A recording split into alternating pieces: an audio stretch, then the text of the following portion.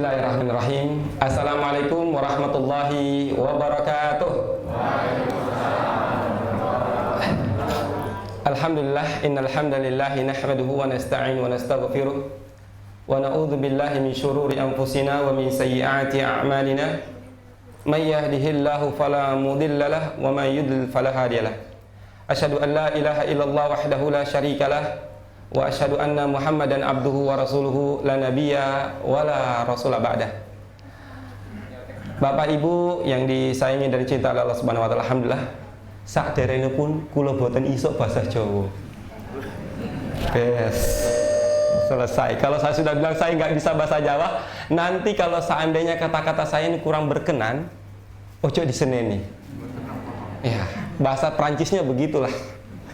Ini juga panitianya juga salah. Kenapa ngundang orang Sulawesi gitu? Ya kulo buat ini iso bahasa Jawa. Lah kalau ngoko-ngoko ya iso gitu ya. Alhamdulillah, puji syukur hanya milik Allah Subhanahu wa taala. Pada malam hari ini kita masih bisa melangkahkan kaki kita di sebuah majelis ilmu. Semoga langkah-langkah kaki kita ini, niat kita ini dinilai pahala di sisi Allah Subhanahu wa taala. Bapak Ibu, hari ini di pantai selatan sana, kecuali Nyai Roro Kidul, enggak. Semua ikan-ikan yang ada di pantai selatan sana sekarang lagi mendoakan orang-orang yang hari ini melangkahkan kaki dia untuk bermajelis ilmu. Dan subhanallah, Allah janjikan melalui lisan Rasul sallallahu alaihi wasallam, malaikat itu turun datang kepada tempat yang mana disebut nama Allah untuk menyebut nama Allah Subhanahu wa taala. Dan kita berharap ini sebuah kenikmatan yang Allah berikan kepada kita, kita harus syukuri. Ya. Maka tak bosan-bosannya kita mengucapkan alhamdulillah.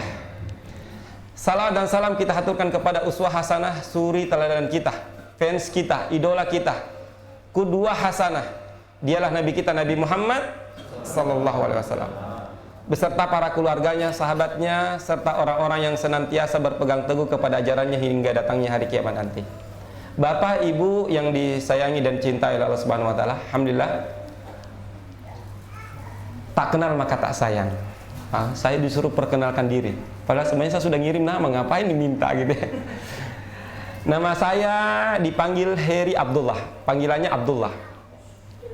Saya asli Bugis Bapak Ibu, jadi bukan cuma istri orang Jawa. Saya 2002 sudah masuk ke Jawa, sampai sekarang gak iso-iso. Bahasa Prancisnya itu angel banget ya. Bahasa Jawa itu angel ya, saking angelnya sampai saat niki boten iso bahasa Jawa, boten ngertos Pak ya. Kemudian saya sekolah di Sulawesi, kemudian sekolah ke Sulawesi Tengah, kemudian habis SMA, STM bagian kelistrikan, lanjut ke Jawa. Ceritanya mau mondok di Jawa Tengah, karena dasarnya nggak bisa baca Quran, akhirnya dilempar ke Jawa Timur, di Jombang. Ya karena orang Sulawesi tahu lah Pak, suka kelahi, nggak tahu sopan santun. Makanya sering dulu ke Klewer itu kita Pak, sering obrak-abrik preman di Klewer dulu Pak, tahun 2003. Iya, kerjanya orang Sulawesi Pak. Qadarullah, alhamdulillah kita dibawa ke Jombang untuk belajar di sana tentang adab wal akhlak. Subhanallah, setelah selesai 2006 pondok, tugas di daerah Palu. Setelah itu 2007 berangkat lagi ke Jawa kuliah sampai tahun 2008 kecantol dengan wanita ada di Klaten. Oh, orangnya di belakang. Ya, kecantol di situ, akhirnya menikahlah dengan seorang wanita yang pernikahan saya tidak disetujui. Malah bahkan diusir karena mertua saya penggiat gereja. Ya, akhirnya diusir lah. Yang anehnya melamar sendiri, nggak punya pakai keluarga, yo diusir lah. Ya orang Sulawesi kok, ya. Sampai alhamdulillah menikah tahun 2008 hingga hari ini saya punya anak 4, istri 1, dan cukup 1. Dan semoga satu-satunya nanti istri saya menjadi ratu bidadari di jananya Allah Subhanahu wa taala. Amin. Amin ya. Walaupun Pak Heri nggak apa-apa, satu di sana, satu di sini katanya. Iya. Bapak Ibu yang disayang oleh Allah Subhanahu wa taala, dan hari ini alhamdulillah kegiatan saya lebih banyak di Kota Mekah Al-Mukarramah. Jadi kegiatan saya hari-harian itu 15 hari di Mekah, 15 hari di Indonesia. 15 hari di Indonesia, 15 hari di Mekah. Begitu terus. Dan insya Allah mungkin besok saya sudah harus berangkat lagi ke Kota Mekah Al-Mukarramah insya Allah. Dan seluruhnya kullu min fadli rabbi wa rahmatih. Itu semuanya karunia Allah, bukan karena kekuatan kita, bukan karena kepandaian. Kalau Bapak tahu, istri itu saya kadang konsopo.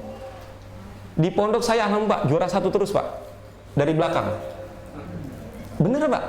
Alhamdulillah, nahunya merah, sorofnya 3, ulumul Qur'annya 2, itu bangga Pak. Syukur-syukur dapat 2, kadang dapat 0 Pak. Iya. Tapi subhanallah Pak, dengan maunya kita untuk silaturahmi, untuk terus belajar. Saya nikah dengan istri itu sebelum nikah 6 bulan. Pelajaran yang 42 di pondok cuma 6 bulan selesai Pak. Ternyata cuma 1 Pak. 2 penyakit saya yang dulu saya tidak bisa lepas. Yang pertama hasad, suka iri hati. Yang kedua tidak dapat ridho dari orang tua. Kalau sudah 2 penyakit ini ada dalam diri Anda, jangan berharap dapat ilmu. Wes, stop. Sudah sering suka penyakit hasad dan tidak diridhoi dari orang tua, jangan berharap ilmu akan masuk. Dan subhanallah itu baru saya dapat ketika saya pulang, minta ridho dari orang tua, lalu belajar ke Jawa. Subhanallah, cuma butuh waktu 6 bulan Pak. Selesai Pak. Alhamdulillah. Ya. Kegiatan sering di Mekah, kemudian hari ini saya punya teman Pak Heri juga, jadi Heri Kuadrat. Beliau teman saya dulu di Sahabat Kejar Akhirat, SKS. Beliau masya Allah satu grup, jadi kodroja saya diundang untuk sedikit berbagi ilmu. Nanti kalau seandainya Bapak Ibu, kalimat saya ini menyakiti, sekali lagi, bukan untuk menggurui, sama-sama kita belajar. Kalaulah seandainya ucapan saya ini sedikit diterima, sekali lagi, bukan karena kepandaian dan saya ingin menasihati diri saya sendiri, bukan untuk menggurui jenengan Bapak Ibu. Ya. Bapak Ibu yang disayangi Allah Subhanahu wa taala, di kajian ini judulnya itu kebahagiaan atau kesenangan yang kita cari. Terkadang Bapak Ibu, kita ingin semuanya bahagia. Betul Pak ya? Tapi kalau kita ditanya apa itu bahagia, kita mau ke Surabaya, semua mau pingin ke Surabaya, tapi mana jalan ke Surabaya? Dicarinya jalan ke Bandung, karena dia tidak tahu apa itu jalan ke Surabaya. Bagaimana kita akan sampai ke Surabaya kalau jalan itu sendiri kita tidak tahu? Demikian juga kita mau ingin bahagia hidup ini. Apa itu bahagia? Ada orang mendefinisikan bahagia itu Ustadz, kalau punya uang banyak itu bahagia. Betul Pak ya? Iya, kalau uang banyak Masya Allah itu bahagia. Salah? Nggak salah sebenarnya Pak. Tapi ada orang yang definisikan lain lagi.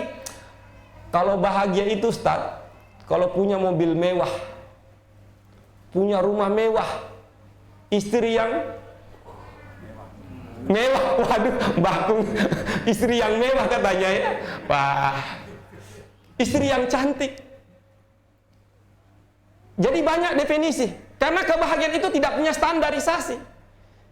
Contoh gini Pak, mana lebih berat antara HP dan mic ini?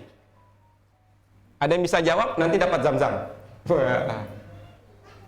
Mana kira-kira yang berat antara HP dan mic? Oh, mic, betul. Kalau timbangannya kilogram, lebih berat Pak. Tapi kalau timbangannya harga, HP. Kenapa tadi? Kalau misalnya ada orang bilang yang berat itu mic, salah? Enggak, karena timbangannya kilogram. Kalau seandainya ada yang bilang yang lebih berat HP karena lebih mahal, salah? Enggak, Karena lagi-lagi timbangan yang jawab ini berbeda. Demikian juga kebahagiaan Bapak Ibu. Terkadang ada orang menginginkan kebahagiaan, tapi definisinya yang dia bahagia itu punya uang banyak, ATM-nya bertumpuk-tumpuk. Ada orang yang bahagia lagi enggak Pak. Bahagia itu yang penting saya bisa tersenyum tiap hari, saya sudah bahagia. Ada juga Pak. Karena dia mungkin tidak punya harta yang banyak, tapi dia bisa tersenyum, bisa lihat istrinya bahagia dengan tersenyum, itu sebuah kebahagiaan. Oke. Kalaulah kita tahu itu jalan kebahagiaan itu, maka pastinya kita akan sampai pada jalan kebahagiaan. Sekarang definisi kita berbeda-beda. Kan begitu? Sekarang definisi bahagia itu apa? Karena akan ada yang menyerupai yang namanya kebahagiaan. Dia sosok yang hampir mirip-mirip dengan kebahagiaan. Siapa dia? Dia yang namanya kesenangan. Karena kesenangan dan bahagia itu beda tipis. Kalau kita salah jalan, maka kita akan terjerumus dalam kesenangan. Kalau kita pun jalan yang benar, kita akan menuju dalam kebahagiaan. Yang jadi masalah, apa itu bahagia? Karena ada seorang wanita cantik dulu, di zamannya bapak-bapak, mungkin saya enggak. Zamannya Pak Heri mungkin. Ada seorang wanita cantik Pak, kaya tenanan. Sampai dia punya villa-villa, dia punya rumah di Amerika.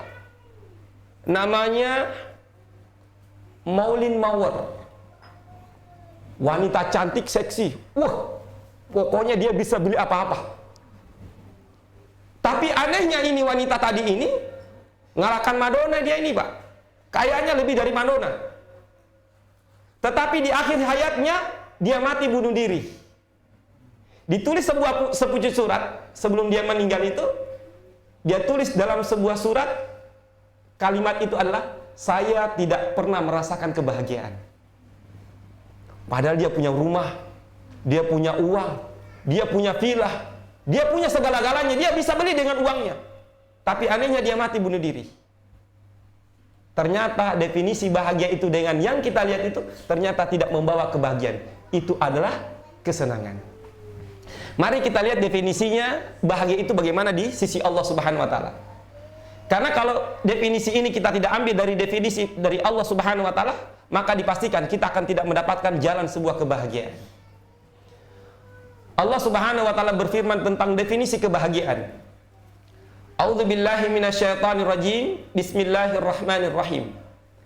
Faman zuhziya 'anil nari wa udkhilal jannah faqad faz wa mal hayatud dunya illa mataul gurur. Faman zuhziyah sapa wonge. Oh, sapa wonge. Nah, itu bahasa sedikit lah. Wong namanya sapa wonge siapa saja, Pak? Siapa?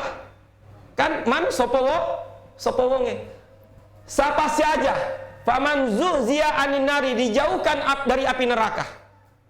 Wa udkhilal jannah, dan dimasukkan dalam jannah, surganya Allah. Faqad faz, dialah orang-orang yang beruntung. Dialah orang faiz. Faiz. Apa kalau orang juara? Sukses. Menang. Itu faiz. Sukses, juara, bahagia. Itu faz. Faiz, sukses, menang. Orang yang bahagia. Jadi orang yang bahagia itu, jikalau bagaimana dia dijauhkan dari api neraka dan dimasukkan dalam jannah. Faqad faz. Wa mal hayatud dunya illa mataul gurur. Dan kesenangan dunia itu menipu. Jadi sebenarnya Bapak Ibu, di dunia ini, kalau sesuatu yang kita kerjakan tidak membuat kita jauh dari neraka, atau tidak membuat kita semakin dekat dengan Allah, masuk dalam jannahnya Allah, dipastikan kita lagi di jalan yang disebut dengan kesenangan. Dan ujungnya cuma dua, Pak. Fa'alhamaha fujuraha wa taqwaha. Kesenangan itu ujungnya pada neraka. Sedangkan kebahagiaan itu ujungnya dalam jannahnya Allah Subhanahu wa taala. Cuma dua, Pak. Jadi kita cuma mau sukses, silakan. Iya.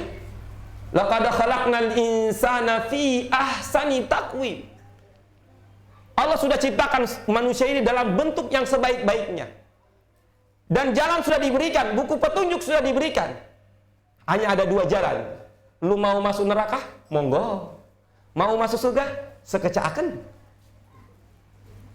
Ada jalannya.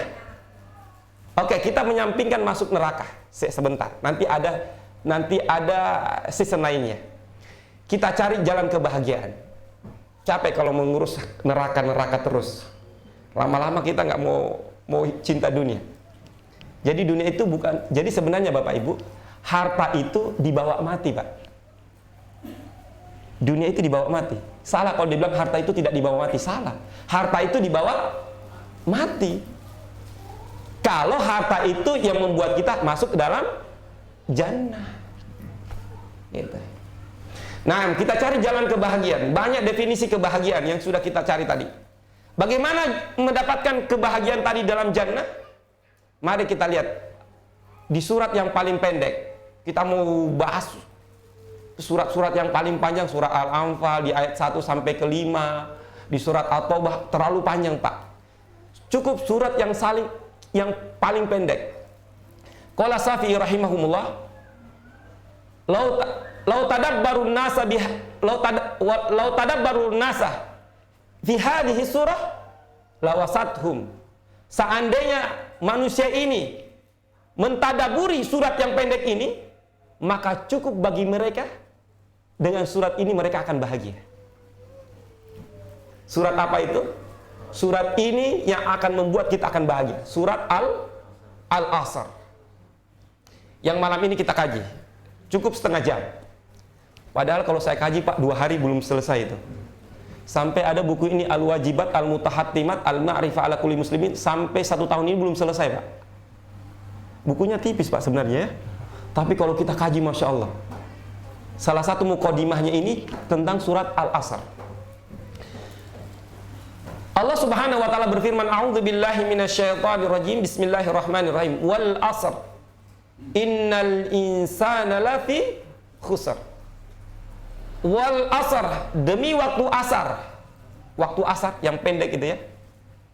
Dari waktu jam 2 sekarang sampai mau maghrib. Waktu asar begitu pendek. Dan Allah bersumpah dengan waktunya. Wal 'asr, demi waktu asar. Innal insana, sak temannya menusoh. Oh, sak temannya betul ya? Nanti dikoreksi kalau salah bahasa Jawanya. Sesungguhnya sak temannya. Betul ya sak temannya? Tenenan gitu ya. Sak tenane. Wah, itu sak tenane. Sak tenane menusoh. Oh ya. Sesungguhnya manusia lafi khusr, di dalam kerugian. Ibnu Katsir berkata, khasara wa halakah, rugi dan binasa. Pada hakikatnya semua kita ini dalam kerugian dan kebinasaan, Bapak Ibu. Semua di hari ini, saya, jenengan, semua dalam kebinasaan dan dalam kerugian. Innal insan, sesungguhnya manusia dalam kerugian. Siapa yang tidak rugi? Yang akan mendapatkan kebahagiaan. Kalau Anda tidak punya 4 karakter, jangan berharap jadi orang bahagia. Kalau Anda tidak punya 4 karakter ini, jangan berharap menjadi orang bahagia. Di dunia, lebih-lebih di akhirat kelak nanti. Sebaliknya bagi mereka yang tidak mempunyai 4 karakter ini, dia akan celaka di dunia, tambah celaka lagi nanti di akhirat. Itu pasti. Siapa mereka yang akan bahagia? Yang Allah akan berikan rahmat kepadanya dalam hidup ini? Illalladzina amanu, kecuali orang-orang yang beriman. Siapa itu orang beriman? Masalahnya ini beriman ini, kalimat iman itu di sekolah itu diajarkan salah, Pak. Iman itu percaya. Begitu, Pak ya? Iman itu apa? Lah, kalau percaya berarti kalau orang iman itu adalah percaya, berarti orangnya disebut beriman. Gitu, Pak ya? Kan tadi kata kerjanya beriman. Orangnya sebut orang karena artinya percaya. Berarti kalau orang sudah percaya pasti itu salah, Pak. Coba kalian tanya sama iblis. Iblis, Oh, iblis yang menjawab. Hei iblis, lu percaya sama Allah nggak? Oh pasti dong, gua percaya sama Allah. Bahkan jangankan percaya, bahkan saya pernah berdialog dengan Allah, bahkan saya pernah bantah Allah. Gimana saya nggak percaya? Yang jadi pertanyaan, iblis sudah percaya, apa iblis disebut orang beriman? Berarti ada yang salah dong definisinya iman itu percaya dong. Karena iman itu bukan hanya sekedar percaya. Kalau iman itu hanya sekedar percaya, mungkin iblis orang yang pertama kali kita sebut orang yang beriman. Karena dia percaya sama Allah, Pak.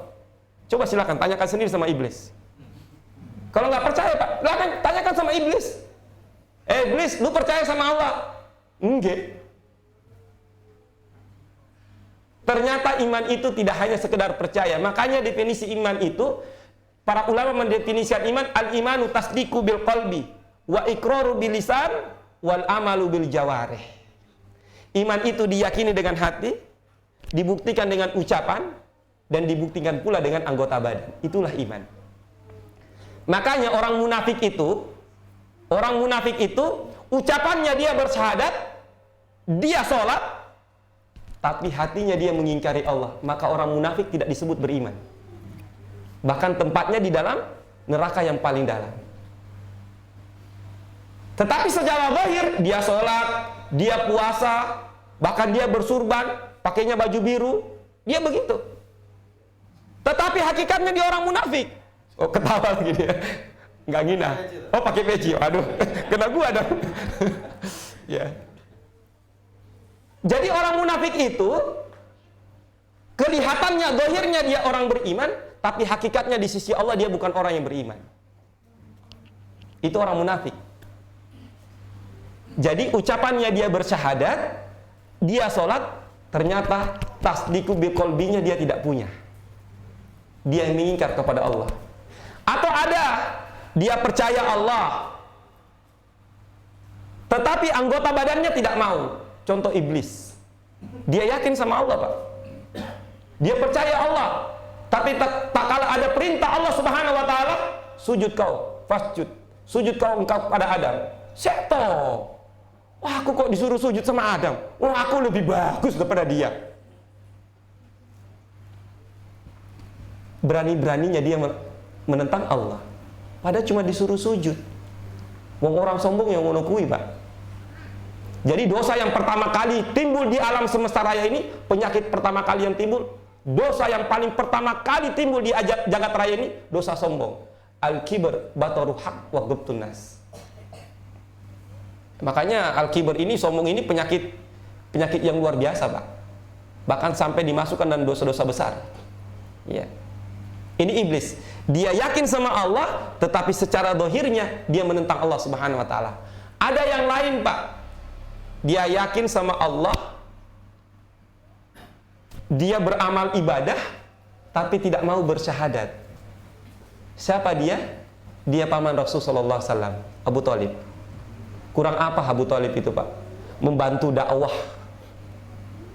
membantu kaum muslimin ketika di fase-fase di Mekah. Bahkan dia percaya Allah. Ingat, orang Quraisy itu sebelum datangnya Islam mereka sudah percaya sama Allah, Pak. Jadi orang kafir Quraisy sebelum datangnya Islam itu mereka sudah percaya kepada Allah. Dari mana buktinya? Ketika kakek Rasulullah SAW, Abdul Muttalib, ketika Abraha datang dari Yaman ingin menghancurkan Ka'bah, lalu sampailah Abraham di daerah Arafah, lalu menyampaikan kepada Abu Thalib, kepada pemimpin orang Quraisy ketika itu, Abdul Muttalib, loh kok kamu cuma diam-diam saja? Loh kamu loh ingin menghancurkan Ka'bah? Apa kata Abdul Muttalib? Wallahi, Mekah ini adalah kambing-kambing kami ini adalah milik kami, sedangkan Ka'bah milik Allah Subhanahu wa taala. Jadi orang kafir Quraisy juga sudah percaya sama Allah. Demikian juga Abdul Muttalib, dia percaya kepada Allah, dia melakukan amal kebaikan dengan membantu kaum muslimin, tapi dia tidak mau bersyahadat ketika di akhir hayatnya. Maka iman tidak hanya sekedar percaya, tapi dia butuh tasdiqu bil qalbi wa iqraru bil lisan wal amalu bil jawari. Itulah iman. Karakter yang pertama. Sudah 10 menit. Lumayan, tinggal 20 menit lagi. Sampai 9 ya. Saya cukupkan sampai jam 9 nanti. Yang karakter kedua yang Anda punya setelah beriman, cinta butuh bukti. Bapak-bapak, mbak-mbak kakung dulu waktu masih muda ya. Neng, Dek, aku trisno sama jenengan. Yes. Mau ketawa yang di belakang, ketahuan itu. Dulu diungkapkan sama Neng, saya trisno sama jenengan. Langsung lemah dia gitu ya. Iya. Tapi kata istrinya, kalau kau benar-benar cinta, datangi ke orang tuaku. Cinta butuh bukti, Pak. Salah satu bukti cinta iman itu adalah beramal soleh. Kalau ada orang beriman, aku beriman kepada Allah, tapi nggak mau sholat, bisa dipastikan ngapusi. Nih ada orang beriman, dia tahu saya orang beriman, tak kalah melihat saudaranya dibantai, saudaranya dihina, dia masih tertawa-tawa, bisa dipastikan dia ngapusi, Pak. Karena kata Rasulullah, man lam yahtam bi amril mu'min falaysa min. Siapa yang acuh tak acuh, tidak mau peduli dengan kaum muslimin, mereka dibantai, dihina, disiksa, kok masih tertawa dan tidak merasa peduli, bisa dipastikan imannya lagi rusak. Atau bisa pasti dia orang beriman yang lagi sakit. Ya. Karena ada hari ini, Pak. Ya. Apa itu Palestina? Begini-begini. Kalau Anda tidak mampu, tidak usah mencaci. Kalau Anda tidak mau bantu, tidak perlu Anda menghina orang lain. Ya. Ini orang beriman. Jadi orang beriman itu dia butuh bukti dari cinta. Dia itu beramal soleh. Apa itu amal soleh? Karena amal itu ada dua. Ada amal soleh, ada amal sayyiat. Ada amal yang baik, ada amal yang buruk. Ya. Bagaimana itu amal? Kita oke lah, kayak berzina, merampok, itu amal, kita tahu itu amal jelek. Tetapi ada orang beramal, dia sholat, Pak. Dia puasa, dia haji, umroh berkali-kali. Tapi anehnya, semua amalan itu tidak dianggap amal soleh. Sudah capek-capek sholat, Allahu Akbar. Sudah capek bersedekah. Sudah capek-capek puasa. Tetapi seluruh amalnya, puasanya, sholatnya, hajinya, umrohnya, tidak dianggap amal soleh, Pak. Apa penyebabnya? Karena amalannya itu tidak dianggap. Mari kita lihat firman Allah Subhanahu wa taala surah Al-Kahfi. A'udzu billahi minasyaitonir rajim. Qul hal nunabbiukum bi akhsaril a'mal. Perlu katakanlah wahai Muhammad, perlu aku beritahukan kepada kalian orang-orang yang paling akhsaril a'mal, orang yang paling merugi amalnya. Alladzina dhalla sa'yuhum fil hayatid dunya. Mereka itu mengira telah melakukan amal kebaikan di dunia ini. Mengira. Cuma mengira kok. Menyangka telah melakukan amal kebaikan. Kenapa? Amal-amal yang dilakukan tadi itu tersusupi penyakit-penyakit amal. Salatnya pingin dipuji, Allah. Ternyata ada mertua, calon mertua di belakang. Alias pamer. Oh, tapi ada yang lebih bagus lagi, Pak. Sekarang modern. Salatnya bagus, Pak. Ini di depan Ka'bah ini, Pak. Allah.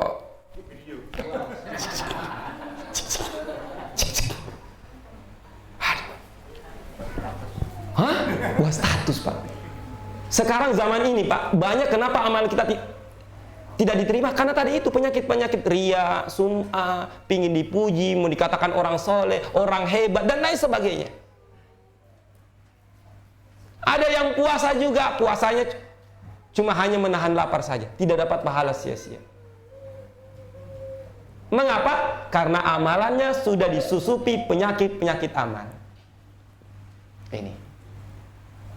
Hati-hati Bapak Ibu. Jadi sholat kita belum tentu diterima oleh Allah Subhanahu wa Ta'ala.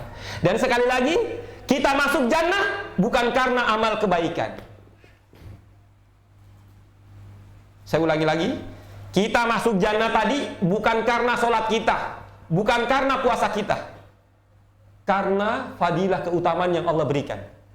Dan untuk mendapatkan keutamaan kemuliaan itu, kita beramal soleh dan kita berharap sholat yang kita lakukan dapat ridho dari Allah. Dengan ridho itu kita masuk dalam jannah. Karena kita tidak tahu sholat kita ini dapat pahala apa enggak, maka berhati-hatilah. Dan amal tadi ini, yang kedua tadi, iman dan amal. Amal ini tidak akan pernah diterima kecuali dengan dua syarat. Kalau syarat ini tidak dipenuhi, jangan berharap kita diterima oleh Allah Subhanahu wa Ta'ala. Soal besar pahalanya itu kita serahkan sama Allah. Tetapi minimal kita memenuhi dua syarat diterimanya amal ini. Yang pertama, ikhlas. Ikhlas dulu, Pak. Jadikan semua datang kita di majelis ini untuk ikhlas, untuk mencari ridhonya Allah Subhanahu wa Ta'ala. Dan kita berharap dengan langkah-langkah kaki kita ini, Allah ridho, kita dimasukkan dalam jannahnya Allah Subhanahu wa Ta'ala. Ikhlas yang pertama. Yang kedua, ittiba'ur Rasul. Ikut contoh Rasulullah. Tidak boleh kita beramal suka-suka kita, Pak. Oh, pokoknya apalah, saya ini sudah pemabuk, saya ini preman. Sudah dikatakan apa dulu, Mas? Kalau Mas Abu Ziyad dulu panggilnya pembunuh berdarah dingin. Di tribun itu ada Mas Alek, teman kita, mantan preman, Pak. Julukannya itu pembunuh berdarah dingin. Perampok, bunuh orang siang-siang hari, ditembak di siang hari, Pak. Oh, temannya Pak Heri ini, bukan teman saya. Oh, teman aku. Ya. Kalau misalnya dia niat, Ustadz, saya mau sadar, Allah banyak sekali dosaku, ya Allah. Saya mau sholat lah. Nanti saya sholat duhur 20 rakaat dah. Lo ketawa. Oh, kan ikhlas. Nanti saya sudah ikhlas, ya Allah, mau tobat, ya Allah. Nanti saya sholat duhur 20 rakaat lah untuk menebus dosa-dosa saya. Niat sholat duhur 20 rakaat diterima Bapak Ibu? Oh, kan ikhlas. Yang penting kan niatnya. Kata orang-orang itu loh.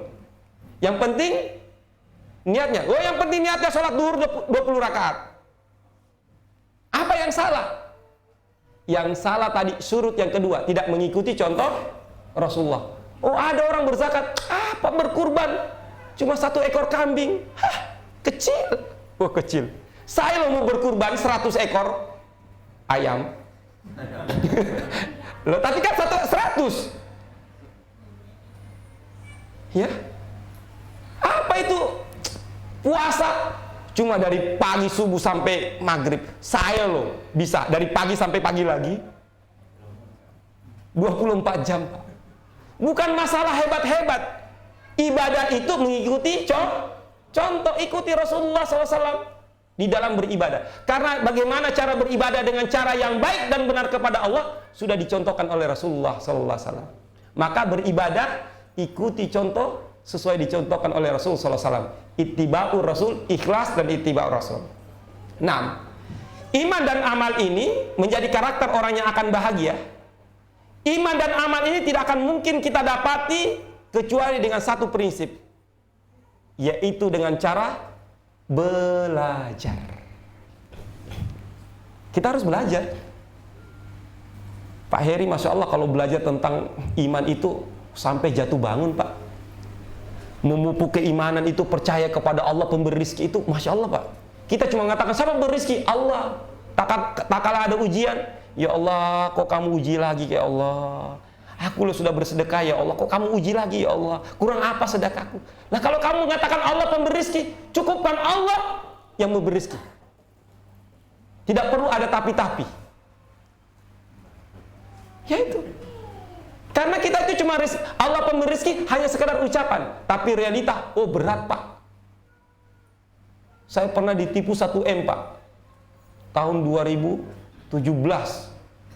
Ditipu 1M, Pak. Oh, pusingnya bukan main, Pak. Sampai mau bunuh diri tuh, Bang. Ya Allah, nggak pernah pegang uang 1M, tapi kok punya uang 1M, ya Allah, ya Allah. Sampai pusing, Pak. Sampai di teman-teman, gimana ini? Kita mau bayar pakai apa? Untung nggak pakai tuyul, Pak. Ya. Ya. Tapi subhanallah, tak kala kita serahkan, ya Allah Engkau pemberi rezeki, ya Allah Anta ghaniyun hamid, Engkau maha kaya lagi maha terpuji, ya Allah kami keluhkan kesahku padamu, ya Allah, kami mengadu di depan Ka'bah Pak, walhamdulillah 1 tahun selesai Pak, 1 tahun selesai. Ya. Jadi iman dan amal ini didapat dengan cara belajar, dan belajar itu hanya dengan 3 langkah. Allah Subhanahu wa taala berfirman, inna sam'ah wal basar wal fu'ad kullu ulaika kana anhu mas'ula. Sesungguhnya pendengaran, penglihatan dan hati ini akan diminta pertanggungjawaban oleh Allah Subhanahu wa taala. Dan belajar bisa dengan cara mendengar. Mungkin mendengarkan radio. Karena ada orang Pak, nikmat melihatnya ditutup. Buta mungkin ya. Tapi dia masih diberikan pendengaran, berarti dia mesti punya jalan untuk belajar. Tapi ada orang Pak, dia tidak bisa mendengar, tapi dia punya mata, bisa melihat. Berarti bisa ada cara untuk belajar. Tapi anehnya kalau orang sudah tidak punya hati, jangankan nasihat, perkataan baik pun akan ditolak kalau hatinya sudah menolak di luar. Maka kuncinya ada di sini. Makanya kata Rasulullah, ala wa inna fi jasadin mudghah, idza soluhat jasadu kullu, wa idza fasadat jasadu kullu. Ketahuilah, di dalam tubuh ini ada segumpal daging. Kalau segumpal daging ini baik, maka baik semuanya.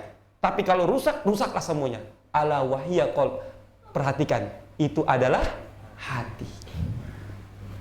Maka kunci dari iman dan amal itu belajar, dan sumbernya ada dalam hati Pak. Sehebat-hebatnya orang Pak, kalau belajarnya mau pintar, kalau hatinya sudah menolak yang benar, pasti jadi salah, apalagi salah. Orang hasad itu melihat orang yang benar, ketika orang benar itu melakukan kebenaran dianggap salah, apalagi berbuat salah, wes pasti ditambah dihina itu.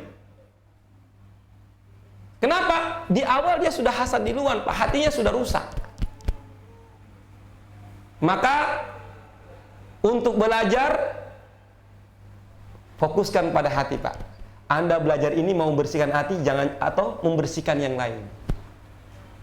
Maka saya berharap Bapak Ibu sekalian yang disayangi dan cinta oleh Allah Subhanahu wa taala, datangi majelis ilmu. Kalaulah majelis ilmu itu tidak membuat Anda semakin dekat dengan Allah, dipastikan ada yang salah dengan majelis Anda. Kalau majelis ilmu Anda yang Anda datangi tidak membuat Anda semakin dekat dengan Allah, semakin dekat dengan tuntunan Allah dan Rasulnya, bisa dipastikan ada yang salah di hati Anda.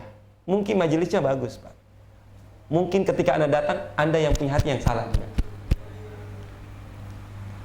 Kalau majelis yang Anda ikuti tidak membuat Anda semakin tawadhu, semakin merendah diri, bisa dipastikan ada yang salah dengan majelis Anda. Kalau majelis Anda tidak membuat Anda semakin bijak, tidak membuat Anda semakin hikmah, bisa ada yang salah dari hati Anda. Maka bisa dipastikan Pak, semakin orang belajar Pak, seharusnya semakin dia bijak Pak. Saya merasakan itu Pak. Dulu waktu saya lari tahun 2002 itu Pak, dari rumah, saya itu keras Pak sama orang tua, bahkan saya angkat senjata Pak. Sampai tak tahu dong, kalau begitu ngapain Pak? Bapak saya mengeluarkan apa namanya, katapel dari Ambon itu Pak, yang di ujungnya ada paku. Tak keluarkan senjata gue lah. Bapak juga mau apa? Karena bagi saya waktu itu, saya sudah benar. Saya ikut pengajian Ustadz ini, saya dianggap benar. Bapak saya salah, keluarga saya salah, Anda kufur, musyrik dan sebagainya Pak. Oh dulu begitu Pak. Subhanallah Pak. Setelah kita belajar di Jombang itu, Masya Allah, kita diajari adab wal akhlak Pak. Ini bukan masalah banyak-banyak ilmu Pak. Kalau Anda banyak ilmu, ada orang yang lebih pintar Pak. Benar pintar Pak. Di zamannya dia ulama terkenal Pak. Dia bernama Abdullah Al-Qasimi, orang Qasim. Sekarang di daerah Riyadh ke arah utara, ada daerah Qasim. Ada seorang ulama dulu namanya Abdullah Al-Qasimi, orang pintar. Bahkan dia pernah menulis sebuah buku, tidak ada pun seorang ahli ahwa, para ahlu bid'ah, ahlu-ahlu yang lainnya itu berani membantah bukunya Pak. Nggak ada yang berani Pak. Saking pintarnya dia. Tapi anehnya ketika dia pindah di Mesir, mencari seorang wanita agar dikatakan lebih hebat, super hebat lah. Dia pindah di Mesir, menikah dengan seorang wanita di Alexandria. Akhirnya mati dalam keadaan Nasrani, Pak. Abdullah Al-Qasimi. Buku yang pernah dia tulis, dia bantah lagi, Pak. Abdullah Al-Qasimi. Ternyata kepintaran itu bukan sebagai dasar, Pak. Mau contoh lagi, Pak. Itu kan orang dulu. Ada kan di zamannya Rasulullah? Ada, Pak. Seorang dulu sahabat. Karena dia mati dalam keadaan kafir, sudah tidak disebut sahabat. Dia menemani Rasulullah. Bahkan dia penulis wahyu. Menemani Rasulullah. Tak kala dia meminta kepada Rasulullah, lalu meminta ketika peninggalannya Rasulullah, dia minta kepada Abu Bakar untuk berdakwah kepada Musailamah Al-Kadzdzab. Sampai di sana bukannya dia berdakwah, malah dia didakwai. Siapa dia? Rajal bin Unfuah. Mati dalam keadaan kufur, beriman kepada Musailamah Al-Kadzdzab. Jadi ini bukan masalah pintar, Pak. Orang pintar hebat, Pak. Tapi orang yang punya akhlak sedikit, Pak. Ada orang, Pak, hafalannya banyak. Hafalan Qur'annya